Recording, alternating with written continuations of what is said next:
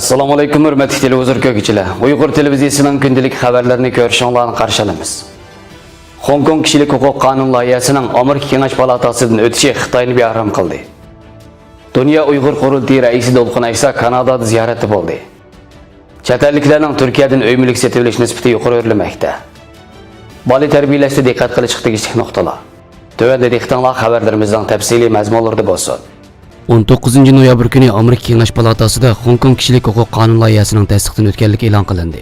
Mazkur qonun loyihasida Hong Kongliklarning kishilik huquqining dafsanda qilinishida mas'uliyati bor bo'lgan Xitoy markaziy hukumatı bilan Hong Kong alohida ma'muriy rayonining amaldorlariga embargo yurgizish, rayonning alohida savdo imtiyozini har yili sistemalik ko'zdan kechirish, Hong Kongning savdo sanoat va eksport sohasiga ilgari Amerika tarafidan berilgan imtiyozlar bilan Hong Kong alohida ma'muriy rayonining avtonomiya huquqi e'tirof qilingan mazmunlar. Uningdan boshqa yana Amerikaning Hong Kong siyosiy qonuniga o'zgartirish kirgizish haqidagi konkret talab qatorliqlar tafsili kirgizilgan. 20 noyabr kuni Xitoy Tashqi ishlar ministrligi Hong Kong alohida ma'muriy rayonining yerlik hukumatı, Xitoyning xalq gazeti, Xinhua agentligi qatorliq hukumat taratqullari orqa-orqadan norozilik bayonotlarini e'lon qilib, Amerikaning Xitoyning ichki ishlariga aralashish bilan qattiq ayblab, Xitoy bayonotchisi Geng Shuang 20 noyabr kuni davlat norozilik bayonoti e'lon qilib, mazkur qonun loyihasini Jongoning taraqqiyoti, Hong Kongning muqimligi va bayoshatligini buzishga uringan, Jongoga qarshi asabiy va zo'ravon kuchlarni jasoratlantirishni nishon qilgan deb ayblagan.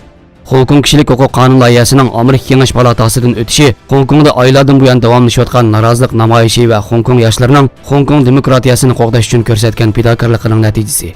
Muhojiratdagi har darajalik Uyg'ur tashkilot va shaxslarning da'vo yo'lidagi tirishchanligi, fidokorligi bilan Uyg'ur kishilik huquq qonun loyihasi mo pat arada Amerika hukumati tomonidan tasdiqlanadi. Inshaalloh.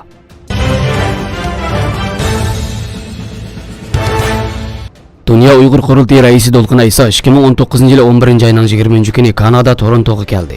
Reis Dolqin Aysa efendini Kanada Şərq Türkistan Cemiyeti'nin reisi Tuyğun Abdüveli ve muavin reisi Abdüveli Abdülmitla qızgın qarşılayıp kütüp aldı.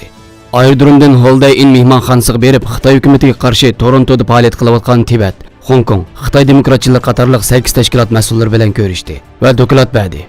Shuning bilan birga Tibet, Hong Kong qatorliq tashkilotlarning mas'ullari Xitoy Kommunist partiyasining zulm sistemlarini ayrim-ayrim bayon qilib o'tdi. Faoliyat Nur Muhammad Qarining shehidlarning ruhiga duo qilishi bilan oyoqlashdi. Dolqin Aysa 21 noyabrdan 25 noyabrgacha Kanadaning Halifax shahridagi yig'inga qatnashadiganligini bildirdi.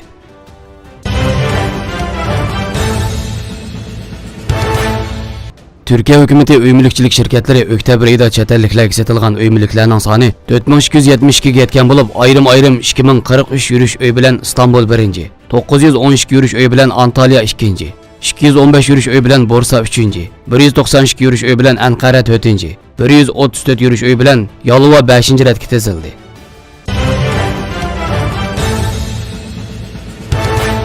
Doim baliq achchiqlaydigan ota-onalar bu 3 nuqtani bilish kerak. 1. Bola bo'lgan ekan o cho'qim xatolik o'tkazadi. Ota-onalar bolalarining aqlli, quliq yumshoq bo'lishini orzu qiladi. Bolalarning kapsizlik qilib, qalayimqon ish terib, o'zlarini ovar qilishidan ansiraydi. Biroq bola beqishda ovarchilikdan qo'rqisi bo'lamdi. Bolalar cho'nglarga o'xshash pokiz yurishni, qayerga chiqilishga bo'lmaydiganligini, qaysi narsalarni qanday tutishni bilmaydi. Bolalarning o'sib yetilishining o'zi o'zliksiz xatolik o'tkazib, tajribalarni yakunlash jarayonidir. Balaning ifodasi yaxshi bo'lmasa, hadisli balaga achchiqlash, masalani faqat vaqtliqla bir taraf qilib, mohiyatdan tuzitilmagachga, balaning qilmishi unumli qiliplashmaydi. Eng muhimi ota-onalarning doim achchiqlishi balalarda bexatarlik tuyg'usini yo'qotadi. Gap anglamasa ota-onalarning o'zini yaxshi ko'rmay qolishidan ansirab gap anglaydi. Biroq shu sababdan qo'rqinchoq, irodasiz, sezgur o'zini kamsitadigan bo'lib qoladi. Ota-onalar o'zining ruhiy holatini o'zgartib, balalarning xatolik o'tkazishining, kapsizlik qilishining normal ahvol ekanligini har vaqt o'ziga eskartib turishi, o'zining kayfiyatining nacharligi, ovarchilikdan erinish sababidan ochiqini balalardan chiqarmasligi, eng muhimi o'zining ko'nglini to'xtatib, balani to'g'ri yetaklash kerak. 2. Ota-onalar har qancha qo'pollik qilsa-mu, balalarning muhabbati suslashib qolmaydi. Ota-onalarni eng qabul qiladigan, eng oson kechirib yetadigan, eng shartsiz suydigani dal boladir. Ota-onalar har qatim balaga qanchalik achchiqlishidan, vaqirab ketishidan qat'iy nazar, birdamdan keyin balalar yanada sabiy, omoq chiroyi, tatliq ovozlar bilan muhabbatini ifodalaydi. Mushundaq eng shaxsiyatsiz, sof muhabbat uchun ota-onalar kayfiyatini yaxshi boshqarishi, balaga o'zini yaxshi ko'rmaydigandek ta'sir bermasligi kerak. 3. Keng qo'saq bo'lish. To'g'ri yo'lga yetaklashni kayfiyatning o'rniga dasitish. Balalik bo'lgandan keyin ota-onalar burunqidan mujafoliq, aldirash bo'lib ketadi. Ba'zi ota-onalar balalik bo'lgandan keyin o'zlarining texmi tirishchan bo'lib ketganligini his qiladi. Biroq ba'zi ota-onalar balalik bo'lgandan mushundaq jafoliq kuniga qoldim deb o'ylaydi. Pat-pat balalarning oldida qaqshaydi yoki balalarga achchiqlab dardini chiqaradi. Balaliq bo'lish ota-onalarning ikkinchi qatimliq o'sib yetilishi hisoblanadi. Balalar ba'yni aynakka o'xshash ota-onalarning kamchiligini va yetersizligini yo'ritib beradi. Balalarning oldida ota-onalar texmi savrchan, keng qo'saq bo'lishni o'rganish kerak. Buning hammasi balalarning ota-onalarni o'zgartirishi hisoblanadi. Munavvar ota-onalar balalardan o'zidagi masalalarni bayqashga mahir bo'lishi, aktivlik bilan o'zgartirish kerak. Balalar paydo qilgan turli tasaddubiy ahvolga qarata ota-onalar keng qo'saq bo'lishi, to'g'ri yetaklashi lozim. Hargizmo kayfiyatini turaqsizlashtirmasligi, balaga ochiqlanmasligi kerak. Bexatarlik doirasida balani qiziqqan ishlarni sinab beqishga rag'batlantirishi, balaga xatolik o'tkazadigan fursat berishi, sog'lom yetildirishi kerak. Xabarlarimizni ko'rganinglarga rahmat. Ko'rishguncha omon bo'linglar. Xayr xo'sh, Allohga omonat.